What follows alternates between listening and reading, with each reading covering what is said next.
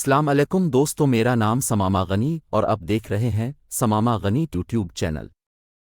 شروع کرتا ہوں اللہ تعالی کے نام سے جو بڑا مہربان نہایت رحم کرنے والا ہے۔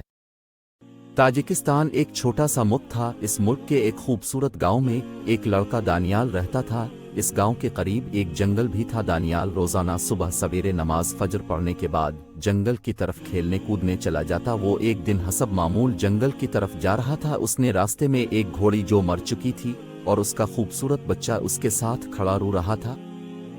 دانیال سمجھ گیا کہ گھوڑی مر گئی ہے اور یہ اس کا بچہ ہے۔ وہ اس بچے کو اپنے ساتھ اپنے گھر لے آیا۔ آہستہ آہستہ ان دونوں میں بہت اچھی دوستی ہو گئی۔ گھوڑا دانیال کو اپنے اوپر بٹھا کر جنگل کی سیر کراتا۔ جب بھی دانیال اسے آواز دیتا تو گھوڑا فوراً آ جاتا تھا۔ دن مہینوں میں اور مہینے سال میں گزرتے گئے۔ ایک دن وہ آیا کہ گھوڑا جوان ہو گیا، دلیر بہادر، لڑنے میں ماہر، دوڑ میں ہوا بن گیا۔ گاؤں کے قریب ایک بہت بڑا شہر تھا جہاں ہر سال میلہ لگا کرتا تھا۔ اس میلے میں گھوڑوں، اونٹوں اور بیلوں کی دوڑ ہوا کرتی تھی اور جیتنے والوں کو اچھا خاصا انعام دیا جاتا تھا۔ دانیال کا گھوڑا ہر سال اس میلے میں جیتتا تھا۔ دانیال اس گھوڑے سے بہت خوش تھا اور گھوڑا بھی اس کے بغیر نہ رہتا تھا۔ دانیال کے گھوڑے کی شہرت پورے ملک میں پھیل چکی تھی۔ ہر کسی کی زبان پر گھوڑے کی تعریف تھی۔ بڑے بڑے سرداروں نے اسے خریدنا چاہا مگر دانیال اسے بیچنے سے انکار کر دیتا تھا۔ دانیال کے گھوڑے کی شہرت بادشاہ کے کانوں تک بھی پہنچ گئی۔ بادشاہ گھوڑوں کا شوقین تھا۔ وہ گھوڑوں کی اچھی اچھی نسلیں خریدنے کے لیے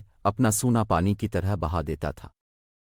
جب بادشاہ کو پتہ چلا کہ ارپور گاؤں کے کسی آدمی کے پاس بہادر اور دلیر گھوڑا ہے، بادشاہ اپنے سپاہیوں کو ساتھ لے کر خیرپور کی طرف روانہ ہوا۔ خیرپور گاؤں بادشاہ کے محل سے کچھ میل کے سفر پر تھا۔ بادشاہ چند ہی گھنٹوں میں خیرپور گاؤں پہنچ گئے۔ دانیال نے جب اپنے دروازے پر بادشاہ کو دیکھا تو گھبرا گیا۔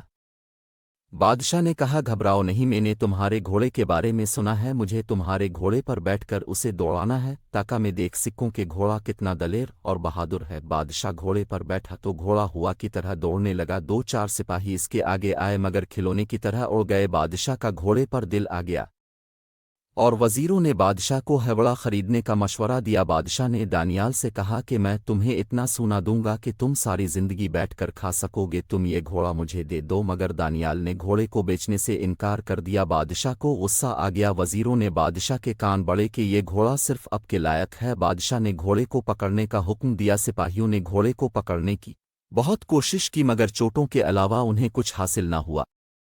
بادشاہ نے کہا کہ تیر پر بے ہوشی کی دوا لگا کر چلایا جائے۔ سپاہیوں نے تیر چلایا، تیر گھوڑے کی چھاتی پر لگا، گھوڑا بے ہوش ہو کر گر پڑا۔ دانیال نے انہیں روکنے کی کوشش کی مگر سپاہیوں نے اسے مار مار کر برا حال کر دیا اور گھوڑے کو لے کر چل دیے۔ بادشاہ نے گھوڑے کو چار دیواری میں رکھا تاکہ وہ بھاگ نہ جائے۔ گھوڑا وہاں اداس رہتا تھا، نہ چارہ کھاتا نہ پانی پیتا۔ جو بھی اسے چارہ ڈالنے آتا گھوڑا اس کی خوب درگت بناتا۔ سپاہی اس سے تنگ آ چکے تھے۔ گھوڑا اپنے دوست سے جدائی برداشت نہ کر سکا اور دوار پھلان کر بھاگ نکلا۔ اس نے بہت سے سپاہیوں کو زخمی کر دیا۔ جب سپاہیوں نے دیکھا کہ گھوڑا ہاتھ سے نکل رہا ہے تو انہوں نے گھوڑے پر تیروں کی بارش کر دی۔ بہت سے تیر گھوڑے کو لگے مگر گھوڑا مسلسل بھاگتا رہا اور اپنے دوست دانیال کے گھر کے سامنے ڈھیر ہو گیا۔ دانیال نے جب گھوڑے کو اس حالت میں دیکھا تو دوڑ کر اس سے لپٹ کر رونے لگا مگر گھوڑا دم توڑ چکا تھا۔ اس نے دوستی کا حق ادا کر دیا تھا۔ دانیال کو اپنے گھوڑے کے مرنے کا بہت افسوس ہوا۔ دانیال نے گھوڑے کی ہڈیوں سے ایک بانسری بنائی۔ جب بھی اسے اپنے گھوڑے کی یاد آتی دانیال کسی اونچی جگہ بیٹھ کر بانسری بجانے لگتا۔